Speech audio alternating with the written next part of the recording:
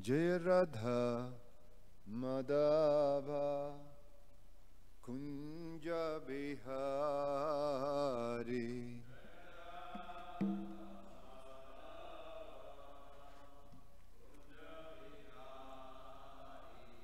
Jaya Radha Madhava Kunja Bihari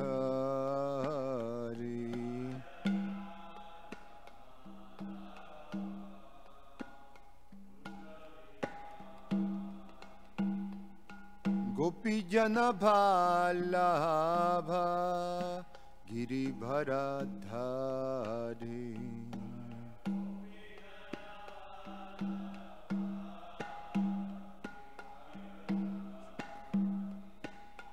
Gopi Jana Bhalabha Giribharadhari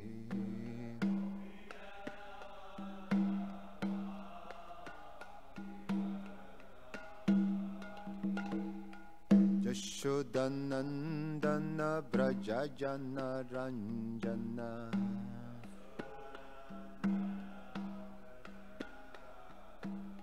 Yashodanandana Brajajana Ranjana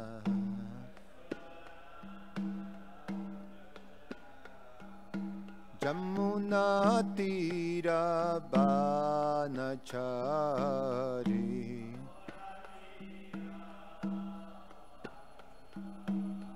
Jamuna Tira Banachari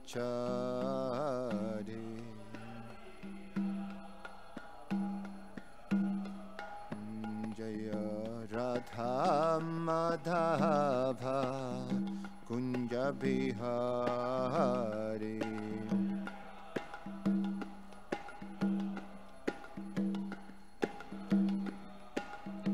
Jaya Gopi Jana Bhalabha Giribharadhari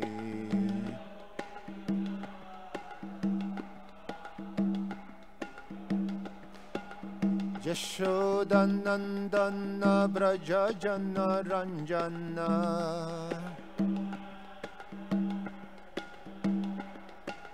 Jamuna Tira Banachari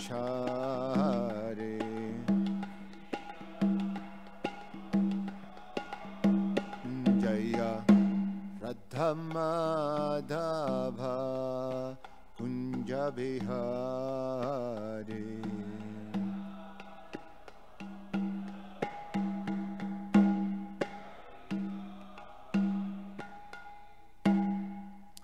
Jayam Vishnupad Paramahansa Parivrajacharya Ashtotara Shatash Srimad His Divine Grace A.C.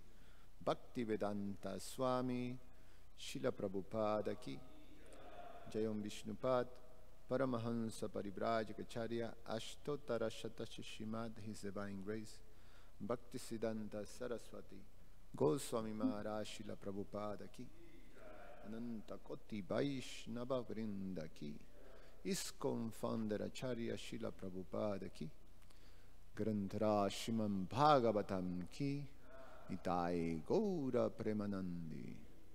All glories to the assembled devotees. All glories to the assembled devotees.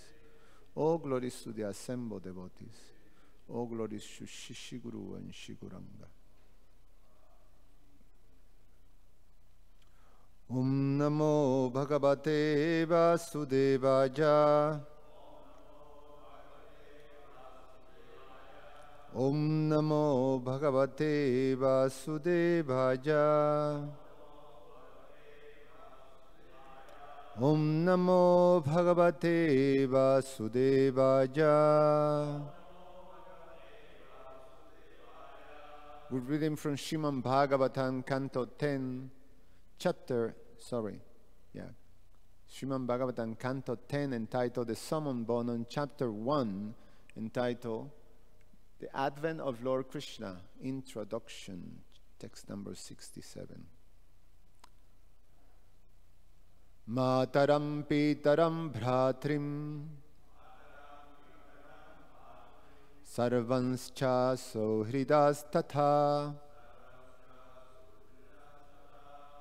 Ginan, gananti hiya, one second. Ganti hyas sutripo lubha Rajana prajasho bhubhi Mataram pitaram bhratrim Sarvanscha suhidas tatha Gananti hyas sutripo Ganti hyas asutrupi lubdha Rajana prajasho bhubhi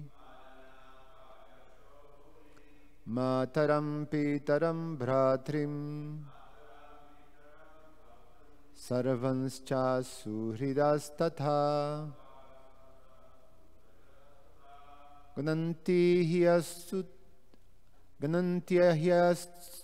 I have a hard time with that one. Gananti hyas sutru pulubdha. Sorry. Rajana prajasho bhubhi. Please chant.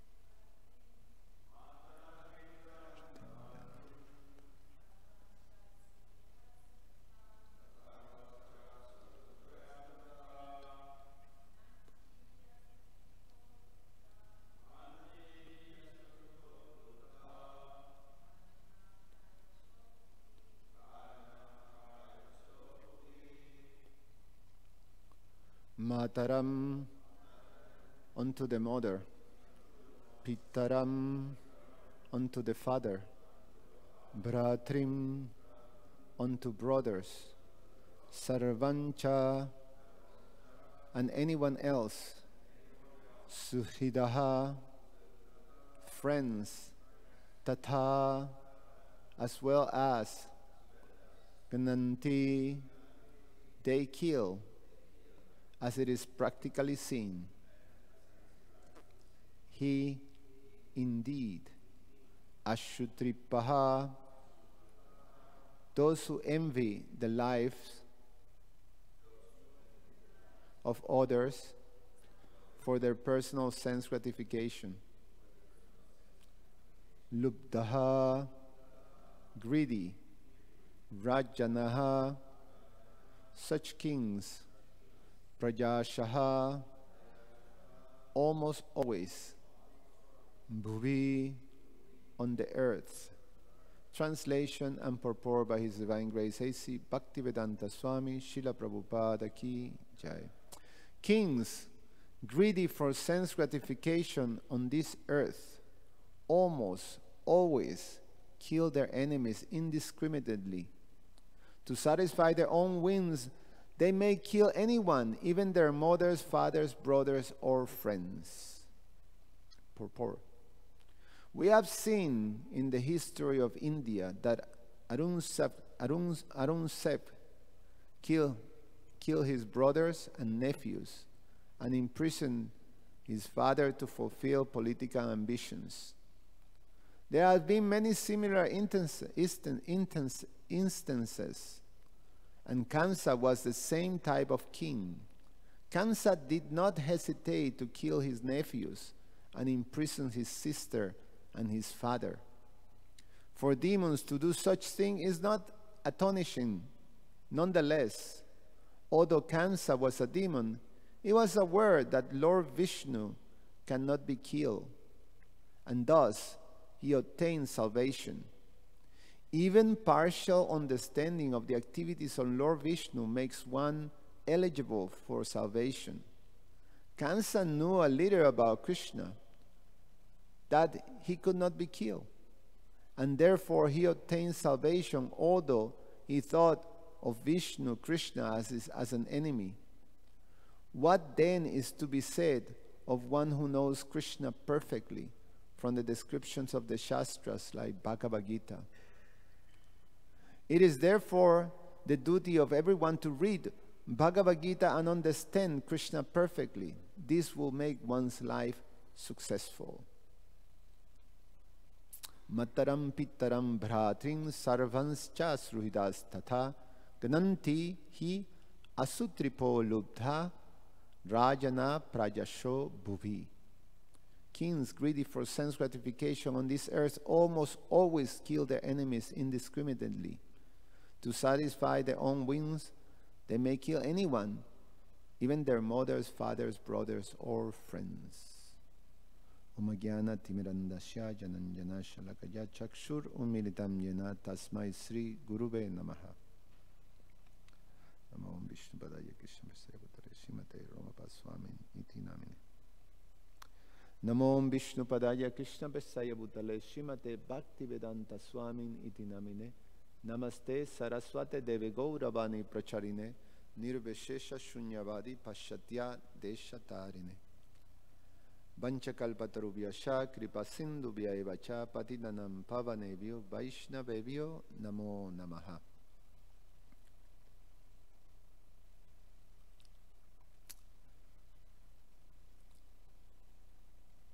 It is said that the root of all evil is selfishness.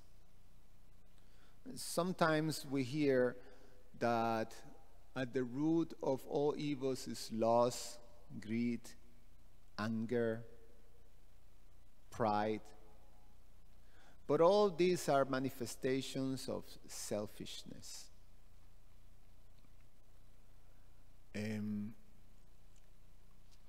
And according to how intense or the intensity of the manifestations of this selfishness, then we can understand a person to be, how would you say, more demoniac, like that. So according to the intensity of the manifestation of their own selfishness. So what is this selfishness? Selfishness means that everything have to be centered on the self, basically. Me at the center. So, and the whole world have to be serving that center or serving me. So the description of the mentality that Krishna gives in the Bhagavad Gita, the famous phrase Ishvara aham aham bhogi, that centers the self as I am in full control, I am the controller, the supreme controller, I am the supreme enjoyer, that position. So, and in anything that actually can become an obstacle to this position, then have to be eliminated. So, Prabhupada explains this manifestation of selfishness have different degrees of intensity.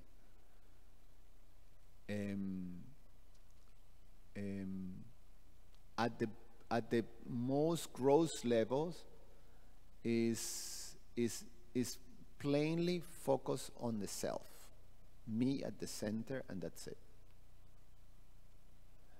And then when that selfishness starts to extend, then it's me and my family, my immediate family.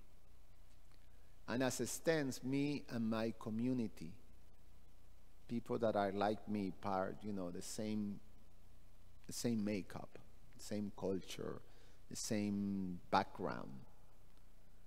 And then it can extend me and my race, me and my,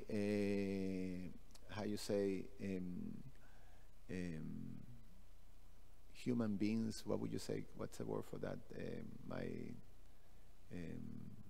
My species, like that. So, but it's all centered on the self. It's about me. So I can extend it, so that selfishness means anything that comes against my family have to be eliminated. Anything that comes against my community, it have to be eliminated, like that. So that is a demoniac trait. That's what basically defines the demoniac propensity and mentality, that selfishness. On the other on the other side, or contrary to that, opposite to that, is selflessness. So there is selfishness, there is selflessness. Selflessness is when you're not at the center, but someone else is at the center. And depending on your conception of life, then something else can be at the center. It could be my family as the center, my community as at the center, like that. Or it could be the proper, which is God is at the center. But, so you have selflessness and selfishness. Selflessness allows one to elevate oneself. Selflessness is a trait of goodness. Selfishness is a trait of passion and ignorance. So goodness helps us elevate, puts us in the right environment to understand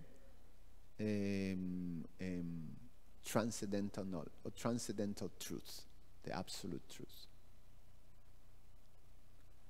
Selfishness basically brings us down into more and more gross material entanglement. So the descriptions of the demons is that this selfishness is so strongly manifested that they're capable of actually destroying even their own family. And it is not only that it is explained that even that to satisfy their own whims, they may kill anyone, even mother, father, brothers, or friends.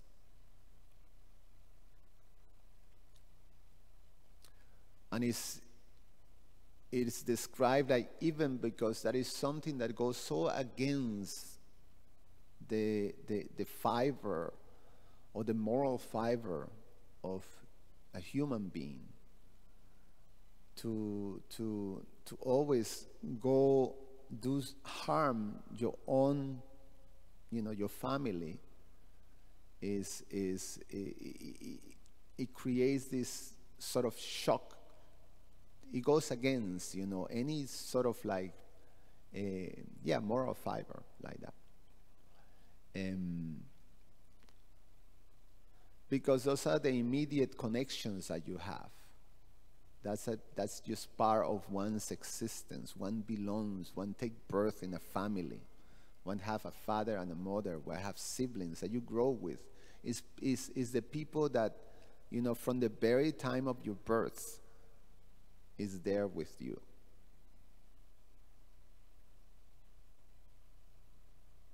So when selfishness is so strong that you're capable of even harming for your own wins, to satisfy your own wins, your family, then those are very strong manifestations of demons.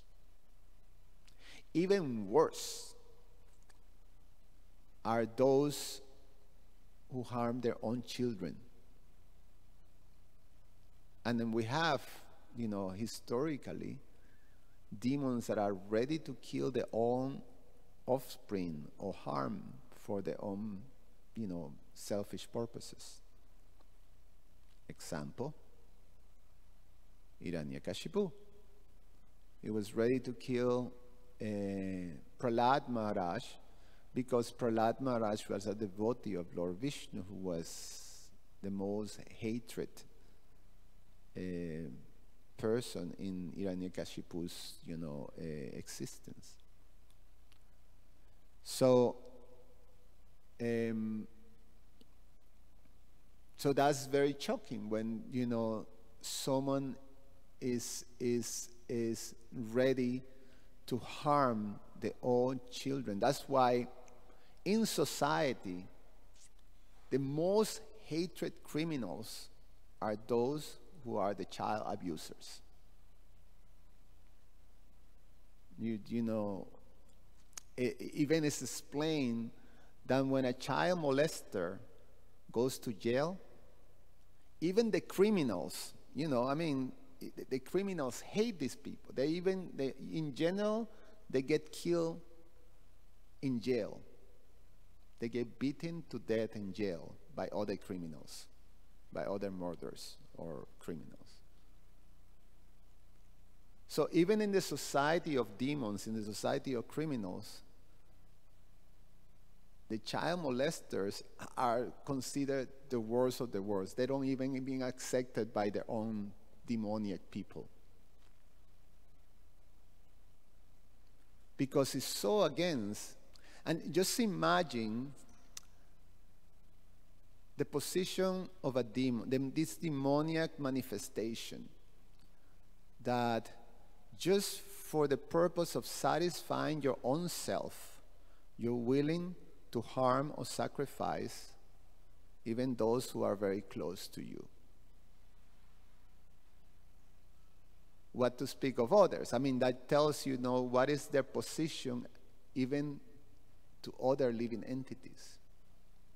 If you're able to actually, for your own satisfaction, harm your own offspring, your children, your mother, your father, what to speak of all others? So Kamsa was in that position too. Just to be able to kill the children of Devaki, just to be able to imprison his own sister and father because of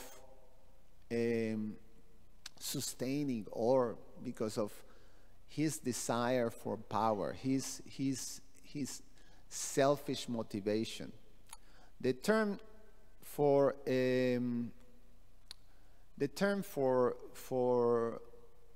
selfishness, one of the Sanskrit terms for selfishness is swartha,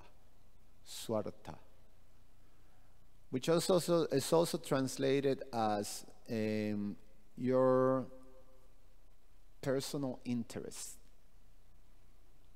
So swartha means is what is of my personal interest, what I consider valuable for me. So, just for the sake of my own self-interest, I'm ready to do anything. I'm ready to do anything. And nothing can actually come, in between. Even if to satisfy myself and my whims, I'm willing to sacrifice, anything, even my own children. Like that. So that is demoniac in the full manifestation. I found even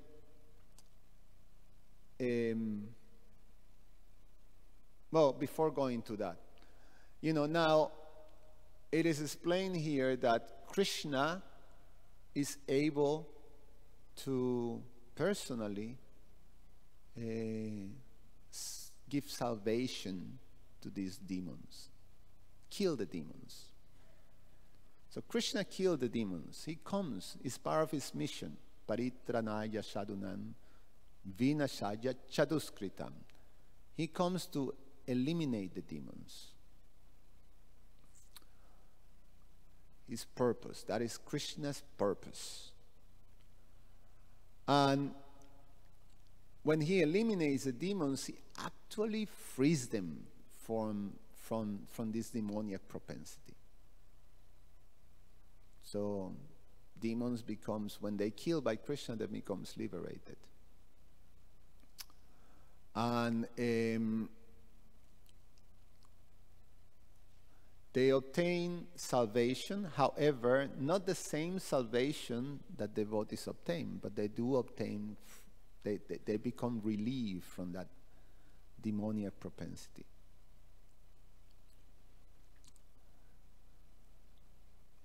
In Kali Yuga, same personality of Godhead. In his most magnanimous manifestation, Sri Chaitanya Mahaprabhu comes to kill the demoniac mentality. So he doesn't kill the demons physically, but he kills that demoniac propensity. And the purpose of the Lord. And those who serve the Lord, they're actually pretty much in tune or in sync with the Lord's purpose, which is to eliminate this demoniac propensity, to destroy it.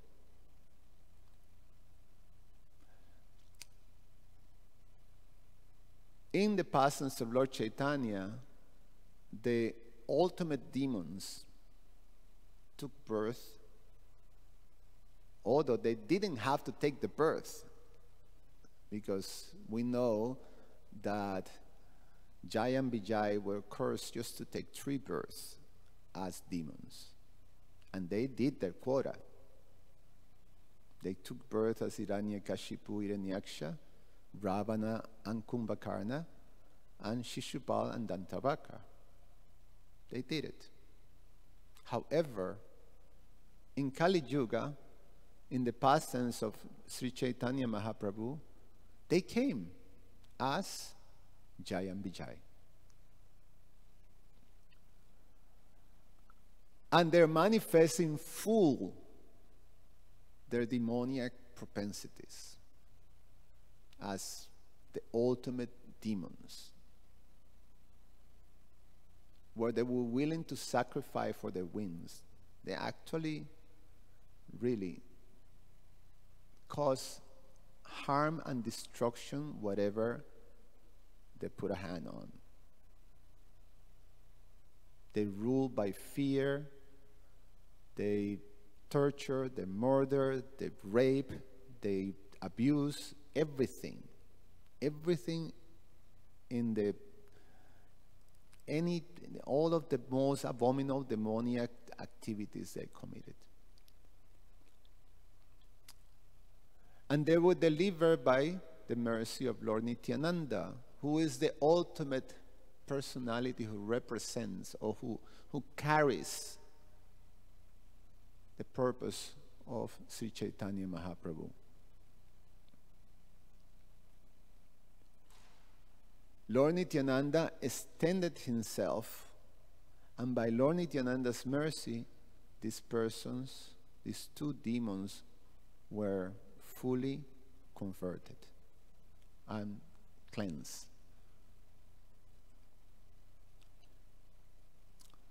Madai was saved first. Jagai was the strongest one. Madai was less strong, was following, was basically more of the sidekick of Jagai. Both terribly demoniac, but Jagai was the strongest one. When both of them attacked Lord Nityananda, but Madai actually was sort of, just by seeing Lord Nityananda's sweetness, kindness, gentleness, purity, he was touched. Jagai, he was not, he was enraged. So Jagai was the one who threw the pot, an earthen pot, on Lord Nityananda's head and harmed Lord Nityananda. He actually cut his head very badly, and Lord Nityananda was bleeding profusely. When Jagai was going to do it again to finish Lord Nityananda, Madai intervened and hold his hand. No, no, no, no. Don't do it. And was able to avoid the second blow on Lord Nityananda's. And that's when Lord Chaitanya appeared. And Lord Chaitanya was going to kill the two of them, actually eliminate, finishing with the Sudarshan chakra. There was no excuse, and they were going to be killed. Lord Nityananda, understanding the purpose of the Lord, he was able to pacify the Lord Chaitanya. And the message that pacified Lord Chaitanya was when Lord Nityananda told him that Madai saved his life. And Lord Chaitanya turns to Madai immediately in a mood of his mood changed from this ugra, like Nrsimha type of mood that he was going to kill these two demons, to the mood of Lord Chaitanya, which is, so generous and sweet. And he said, Madai, you saved my Nitai, so I'm indebted to you. And he embraced Madai and basically just eliminate anything of the demoniac propensity. He was totally purified. The only thing, Madai fell flat on his back, in ecstasy. Jagai saw this and he realized, and he begged for forgiveness. And Lord Chaitanya was not going to forgive him.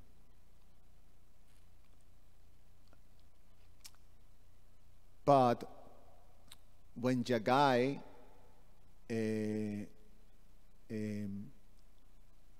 just told him, basically accepted, you can actually punish me. I'm ready. I'm ready to actually face the consequences of my sins. But my only request is that you please tell me how I can be free. What can I do to atone for all the sins that I have committed? How I can actually free myself from all this, for the terrible offenses that I made. And then Lord Chaitanya softened and say, you can actually go and beg forgiveness from Lord Nityananda.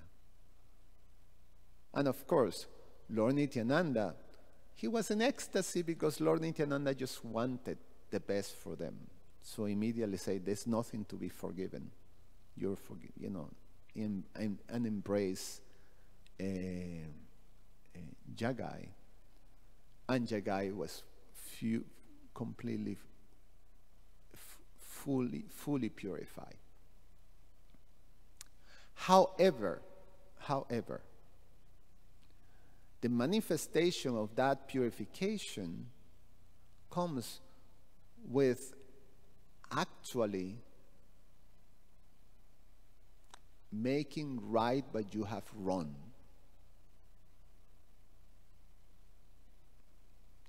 And the example of Jagai is very wonderful, because he couldn't actually become settled in his new life as a devotee, as part of the associates of Sri Chaitanya Mahaprabhu, because he was very much haunted by the sins that he has committed. Just the idea that he harmed so many people. He couldn't accept that, okay, I'm free, and that's it. He was very disturbed inside. He was very disturbed that he actually harmed Lord Nityananda, but he was disturbed. But, you know, Lord Nityananda, by his love, was able to accept him and pacify him. But he was disturbed that he wronged so many. And then, by the mercy of both Sri Sri Gaura and Nitai, he came to the conclusion that I should dedicate myself to serve all those who I have harmed. I don't even remember who I have harmed, you know, but I'm going to serve all of them. So he decided the place in Navadvip that was the place where everybody will go, that place he was going to place himself, and there he will serve the devotees. And there was a ghat, bathing ghat, that became famous as Jagai Ghat. No, what is the name of that ghat? Is a ghat is like a bathing, you know. There is specifically what Jagai actually will serve. In Navadvip, in Mayapur, you go, you know, to that ghat. Katwa? Where Jagai used to serve, yes. So, of course, and you see how the transformation of the heart is shown by action. It's not just by, you know, you get your stamp. Oh, you're now a devotee, it's all good. But for this demon who harmed so many, the action was actually what showed his position of a devotee. And the actions of Jagai, because it is explained that although he was already with, you know, part of Lord Chaitanya's associates and was accepted by all the devotees of Lord Chaitanya, the people of Navadvip were still afraid of Jagai. When they saw, ooh, here he comes. You know, they were like suspicious. They didn't believe this person was, you know, a devotee. And some people hated him, you know, like that, because of the harm that he has committed. But Jagai was determined to actually face those who was harmed by him and beg forgiveness and serve. Right the wrong. And by his humility and attitude of service and dedication, he became a celebrated saintly person. So the transformation of a demon. Now, more interested is those who enable demons. In general, we're social beings. And when we live in a society that is ruled by demoniac propensities, we all, by association, affected with these demoniac propensities, selfishness. And we all have this sort of interdependent connection to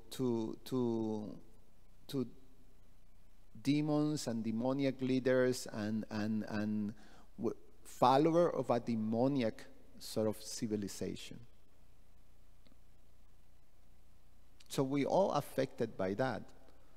Prahlad Maharaj put it very succinctly, very, very clearly.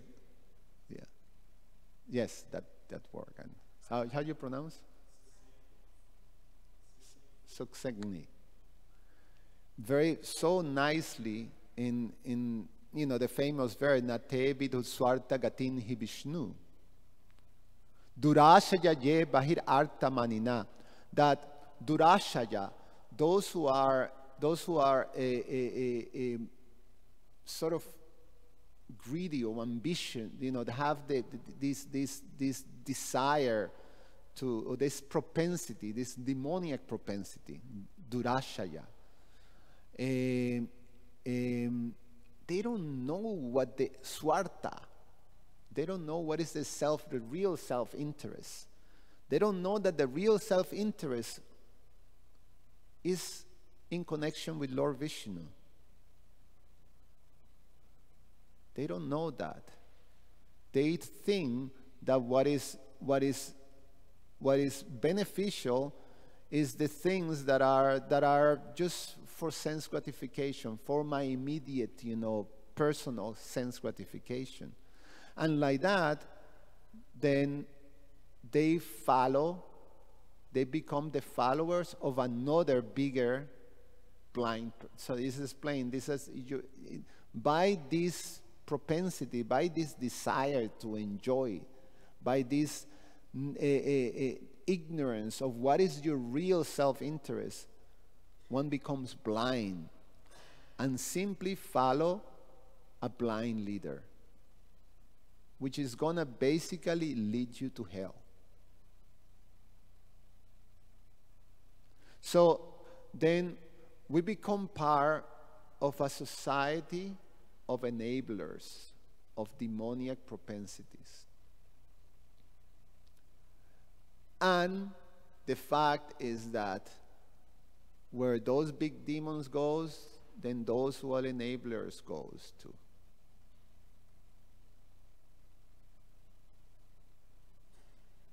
And that's a trait that is very important to understand, because in one sense we growing in a whole culture that is demoniac, that is encouraging and basically almost indoctrinate us in this selfishness, like extreme selfishness.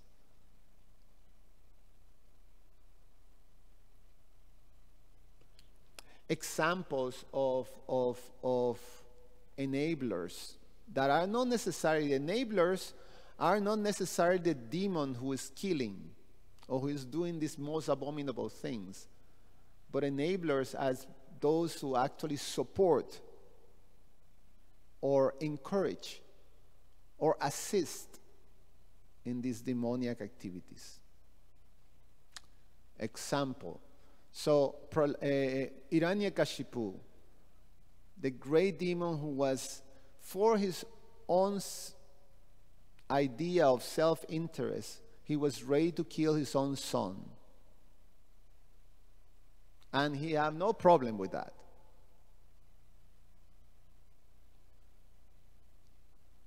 His wife, Kayadu, had a problem with that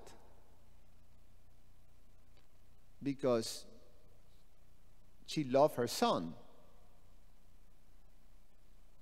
However, she was not able, out of basically her own self-interest that manifested, sometimes it could be, say, weakness of mind, maybe, and character, or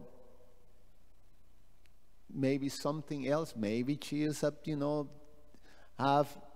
it was more important to maintain her position, as the queen of Hiranyakashipu. Maybe if she were to put herself against Hiranyakashipu and say, I'm not agree with this, run, and this should be stopped,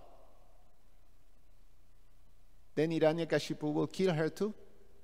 So her own self-interest dictated that she had to enable that, to the point that Hiranyakashipu directed her to poison Prahlad Maharaj, to feed Prahlad, her own son, with poison.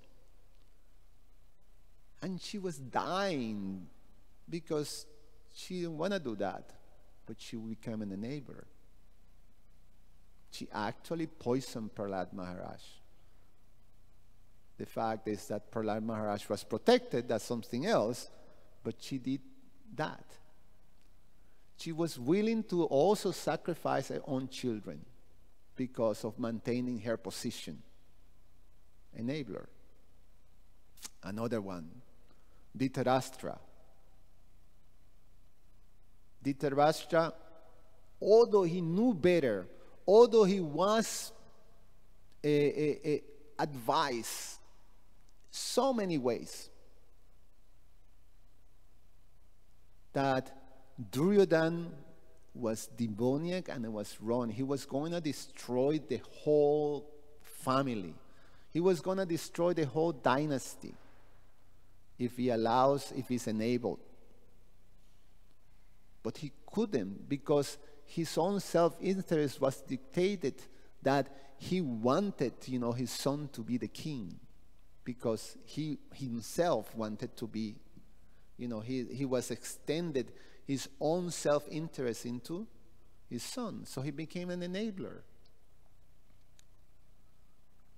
And with that, he lost everything.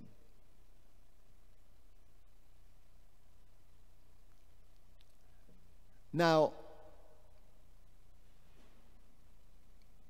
there's others that have different choices who were in this position also. Like, I was thinking, say, Vibhishan.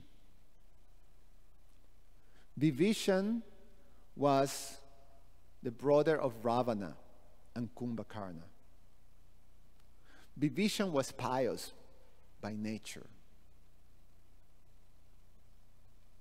But Vibhishan, although pious by nature, he was part of the ministers of Ravana in the kingdom of Lanka. And you don't hear that necessarily that Vibhishan he couldn't follow, he was following Ravana all the way. I mean, you hear that he was still part of the ministers of Ravana throughout. And it's not that Ravana, the only abominable thing that he did was to kidnap Sita and go against Lord Ramachandra. But he was committing all kinds of terrible deeds and, abusing and molesting and all that tough things, But Vibhishan, actually, at one point he made the choice when it became clear to him that Lord Ram was a personality of Godhead, and this is going to cause the destruction of the whole dynasty of Ravana and his own dynasty, his own people, his own country. It was going to be destroyed. So he took a stand.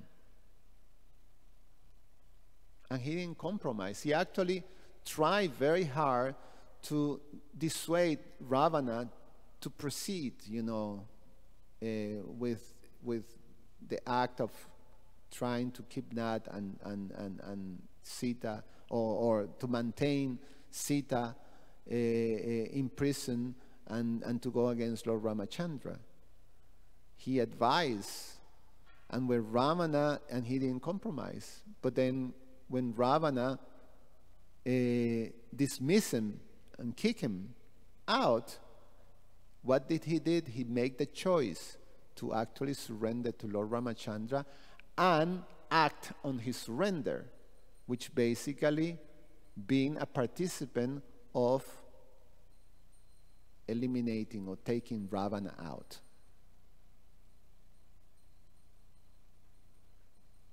Kumbhakarna also advised Ravana not to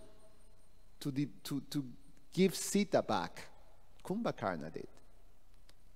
Give Sita back. This is going to destroy the whole, race. This is not right. But he made a choice that when Ravana show is not going to happen, he made the choice, I'm going to support Ravana and I'm going to fight Lord Ramachandra. And he got killed. So,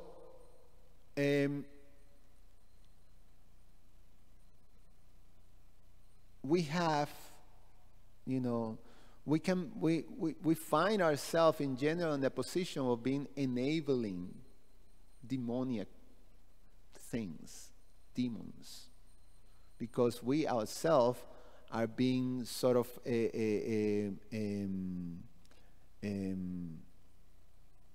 more or less by association affected. Is inside. Is inside, in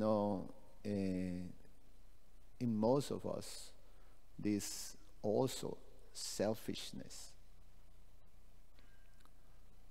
And we become interdependent in one sense. So, Krishna consciousness transformed that selfishness into selflessness. And that's what devotees start to experience. You start to experience that you want to do good for others.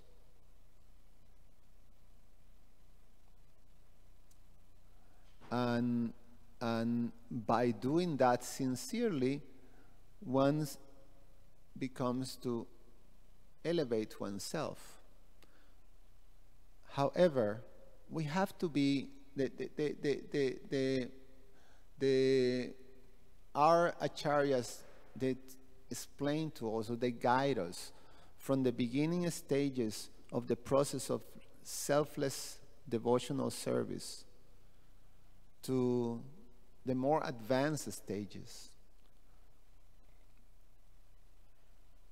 We get to become aware that in the beginning stages, we are affected by, there's a mix of selfishness and selflessness.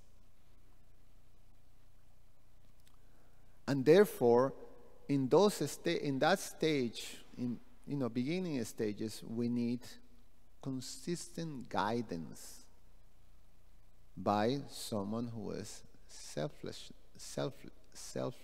who is in selflessness, selfless, like that. We need the guidance of an advanced devotee. Because when we're affected by selfishness, ourselves, we cannot do that. We don't have the proper discrimination to understand how to be properly selfless. We may think I've been selfless, but I've been selfish. And that's the sad thing that happens, that could affect us like that in our beginning stages. We think I'm being selfless, but actually I'm doing it for myself, for something that is part of my selfish interest. I want appreciation, I want recognition, I want respect. Some gross ones, pride, or some more subtle, like, recognition, adoration, etc., etc. The scripture, the acharyas tell us this is in the beginning of Krishna consciousness, the path of selflessness, selfless devotion. We confronted with that we have this mixed selfishness, and part of the process of devotional service, sadhana bhakti, is to purify us from selfishness. But we have to understand that then that's where it's most dependent on the guidance of more experienced devotees. So we have to search for that guidance. But if I'm out of pride, I proceed in my path of my ideas of being selfless and try to extend myself to help others. But at the end, if the motivation is not, the inner motivation is more selfish, then I'm not doing a service, I'm doing a disservice. I can actually harm the person that I want to help, harm myself, and set up the situation to harm others. So it's a disaster. So that is a very important consideration. Krishna is very kind with those who are sincere devotees. So the sincere devotee who is trying sincerely to help others, although unconsciously being affected by selfishness, and Krishna will correct. Krishna will actually, he does that all the time. That's when he shows us, at one point, it becomes exposed that we are actually not selfless, we're selfish. And we have to be in tune with that. Krishna keeps sending messages because he sees a sincere devotee. He sends us messages constantly. Consider you're being selfish. You're not doing the right thing. And then still, until one point it clicks. Oh, now I got it. Like that. But the situation is like that. We see in these pastimes that there's a big demon, and there's those who surround these demons that enable him, that are connected and going to a hell situation following the demon. Just what Prahlad Maharaj said. And finish with this.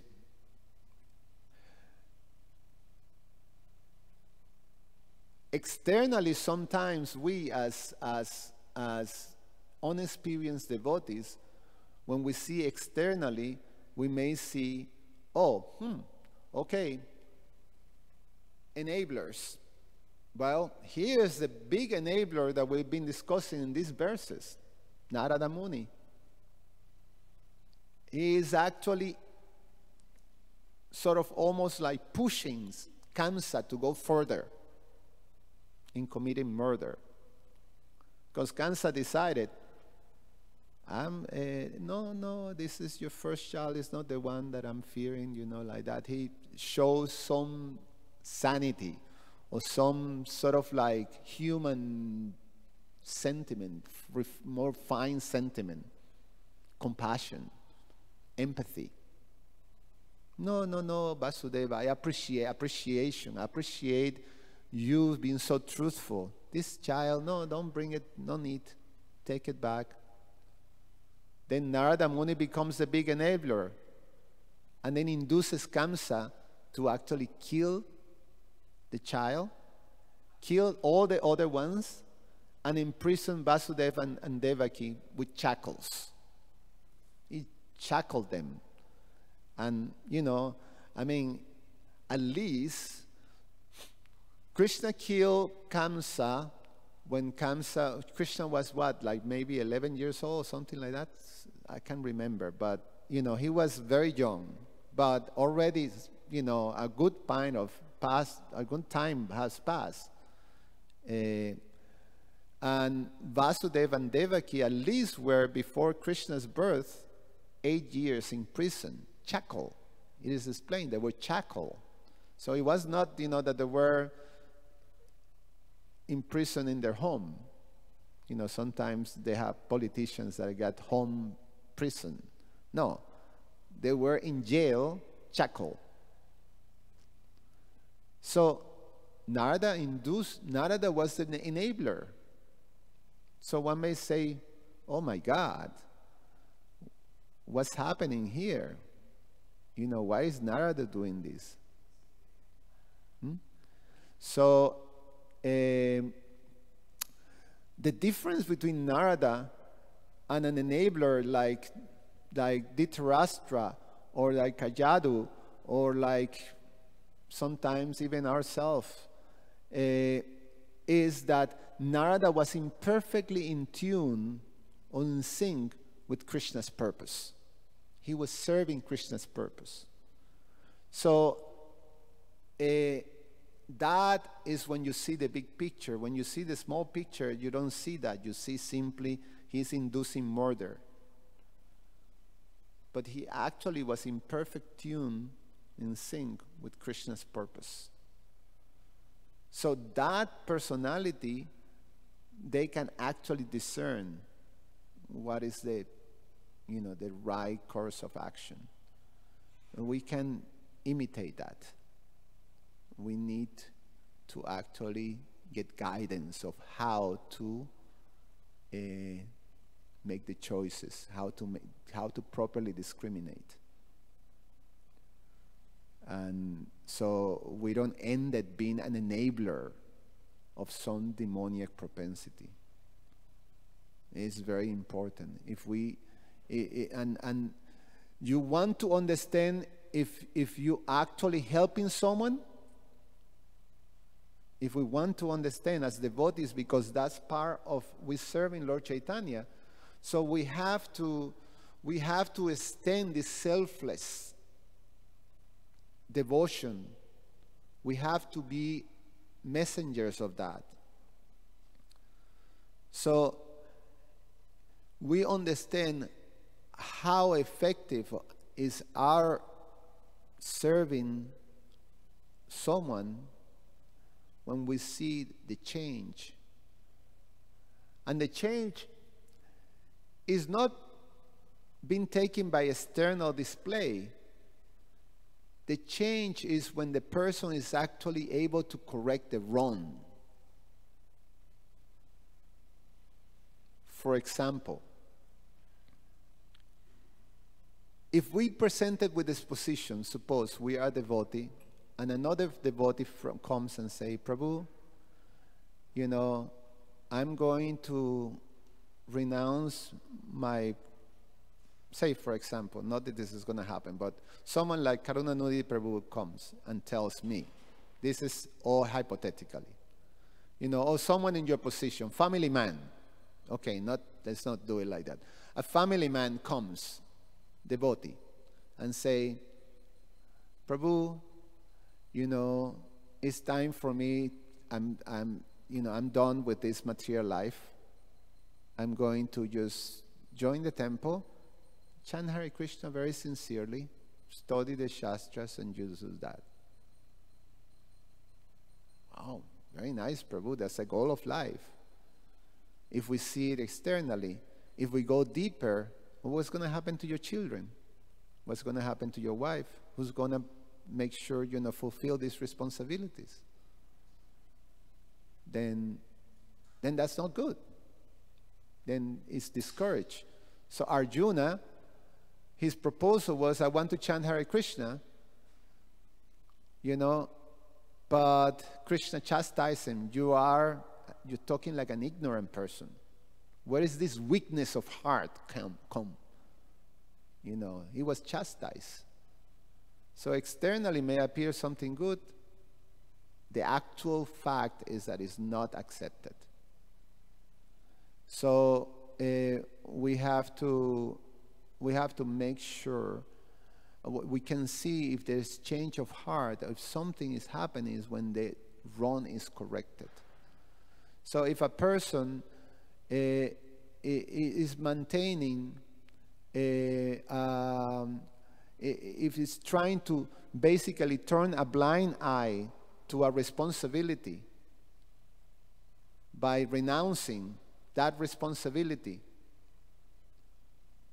and you become, I want to assist this devotee, that sounds very good, let me enable that. Then it's a terrible misservice.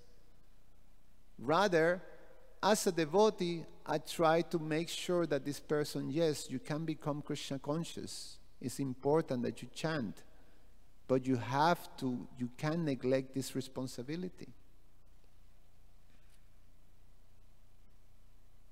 Like, the Nazis. The big demon was Hitler. But all the others who were part of that circle, time to finish. All the ones who were part of that circle, they tried to actually escape by starting a new life. So they became, citizens of other countries, like that, Nazis. They even started a new life, in which people sort of respected them, and, created a new reality in which that sinful act that they were involved with was not,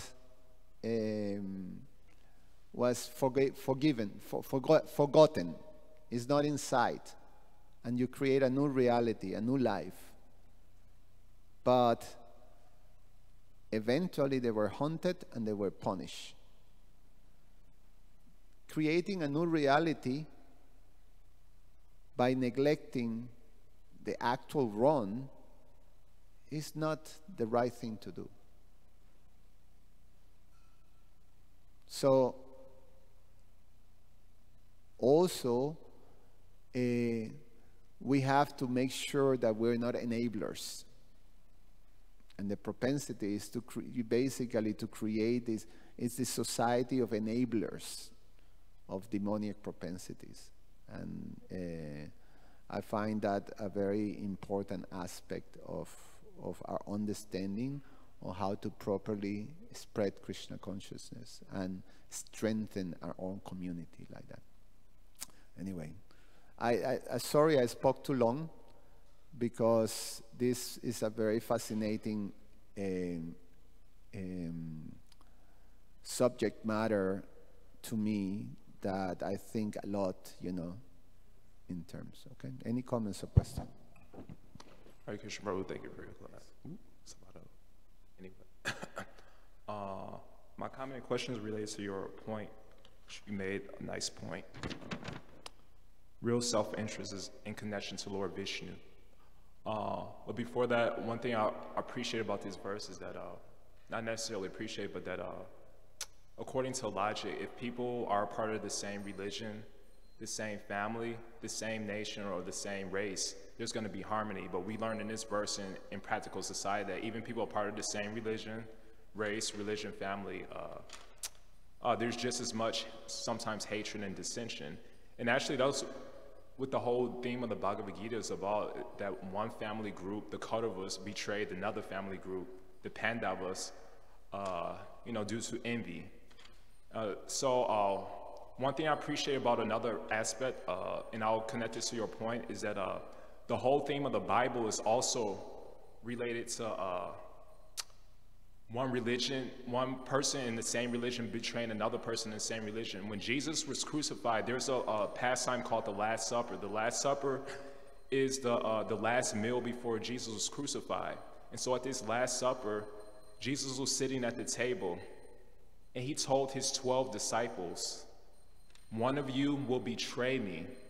He didn't say who. He wasn't even disturbed by it. But basically, one of his disciples named Judas took some money, some monetary remuneration from Jesus' antagonist in order to turn Jesus over to be crucified. So Jesus knew, so there's a quote that says, "Man may counterfeit money. In many more cases, money makes counterfeit man." There's so many things, this greed. So, but the one thing I appreciated in connection to your point is that when Jesus said, "One of you will betray me" at the Last Supper, he essentially said, the next thing he said is essentially, "Hey, can someone pass me the salt?" He wasn't interrogating them. His peace of mind wasn't taken away. So this relates to your point. You said our real self-interest is in connection to Lord Vishnu. In the Gita, Krishna says, "Ishwara sarva bhutanam hridesha arjuna tishati, brahmayan sarva bhutani yantra arudani mayaya." The word yantra means a machine. A machine is attractive when it's connected to its power source and unattractive when it's disconnected from its power source. So when Judas betrayed Jesus, Jesus was still happy because he essentially said, "Judas, you're a spark. You're not my power source. Krishna's my power source, so you can't take my happiness away." And we see that with, Hiranyakashipu. Prahlad said, "Hiranyakashipu, Krishna's my power source. You're not my power source." So if I have to ask a question, my question is that I have a few questions, but one, what I would stick to, what are some steps we could move forward to give up the notion that we're people's power source? If I withdraw my mercies, sometimes, like Hiranyakashipu, he thought he was the power source, and he tried to kill Prahlad, but he couldn't kill him because he wasn't the power source. He wasn't the supreme controller. So the tendency is that in the material world, especially when we're in a position of leadership, we may say, "Oh, I'm the power source. I have control over your reputation. I have control over what moves forward in your life and what doesn't." But that's not true. That's why Krishna says we should be detached from success and failure. So what are some steps we can move forward to give up this tendency to think we're Krishna, because of our position, that we can influence? We may try to, but unless Krishna gives us the authorization, then we can't influence nothing, absolutely nothing. So what are some steps we could do to give up this demoniac mentality? Well, if we think that if what is motivating us in the pursuance of our duties is selfishness, then it's just going to be a mess. The problem is when we're not aware of our personal selfishness. We're so absorbed in seeing other people's selfishness that we don't see our own selfishness. We don't pay attention to that. Our energy goes on, "Oh, that one is selfish. Oh, that's not right. Oh, that one, bam, bam, bam, bam, bam, bam, bam," and I don't pay attention to my own selfishness. So when it's like that, it's just going to be how you say, a bumpy road, to say it, gently, So what should we do? Well, for once, is we have to somehow recognize, start to be introspective, follow instructions that were given to us, and especially take shelter of our spiritual authorities. Someone that we trust, spiritual master. So constantly connect with your spiritual master to actually deal with your own self-purification. if we see ourselves that we're spending so much time worrying about and trying to correct others and don't pay attention to correct ourselves, then we're not in the position of taking any type of leadership, because we're just going to create a mess. So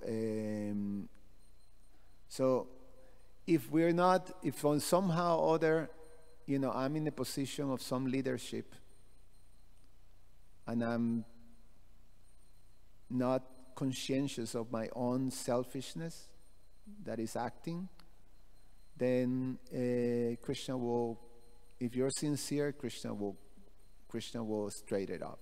Will basically expose your selfishness by in general, because of the mess that you're going to create. So and then it becomes corrected, and then it takes to see how you react to that correction. To avoid that, it's better just to be introspective.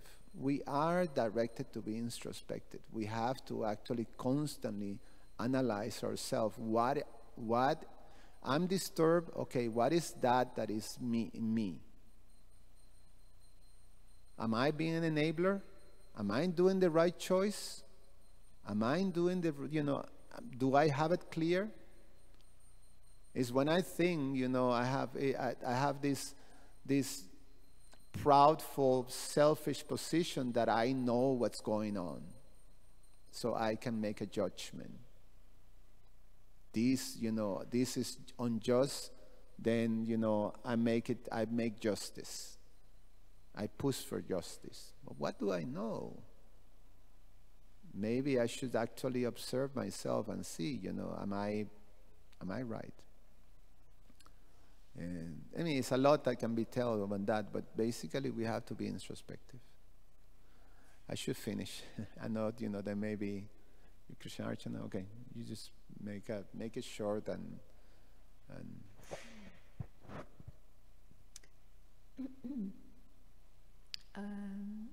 in your breakdown, you were highlighting that the personalities that play the role of enablers, supporting those that are of a demoniac nature and their particular activities, and so how they'll be proceeding in the afterlife to the same destination. So then you also highlighted those persons that come to a critical point and they actually make a choice of letting their position be known, of not supporting either if they were part of that group, they then understand better the demoniac route, and they make a choice for something that's on the Krishna conscious route or in line with Krishna's teachings. So that's a much more difficult position, it seems to me, because one's having to in some sense shatter the illusion that one may have been operating under, or one may have even be presenting a reality that nobody else wants to look at. So that seems a much more difficult position to take, say like Vibhishan, and because one is then standing on one's own in some sense, of course, one knows there's the that personality, like Vibhishan was looking to the Supreme Personality of Godhead, and so anybody who would take that position would be doing the same thing. So there is that support there and acting in the correct, truthful manner, but it seems a difficult position. I'm just commenting. Yeah, you have to be empowered.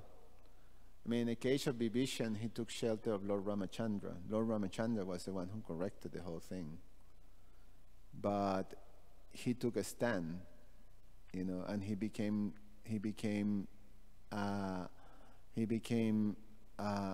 contributor to Lord Ramachandra's purpose. So his service to Lord Ramachandra was very important on the punishment of and defeat of Ravana. Now that's the case of Vidura, who actually corrected Dhritarashtra by basically telling in his face, you know, Dhritarashtra was so much in denial of everything that he did and the wrong that he made, you know, and he just didn't want to face that reality. So he got into this basically sort of sub-reality of being the king. Although Yudhisthira was the king, and Yudhisthira was treating him like the king, sort of out of affection, enabling a little bit this reality. Well, what's the harm? Vidura came and basically telling him, you're like a dog. You know, he just told him the reality. It means so pitiful and so pathetic. You know, he just told it in his face and wake him up and help him become actually free from that. So, you know, Vidura took that position, but he was empowered. He was, you know, a great self-realized person. Anyway, thank you so much. Srila Prabhupada Ki Jai. Again, my apologies. I'm supposed to be the guardian of the timing, but this was the worst. Sorry about that. Should not happen again. Yes, I have to correct it.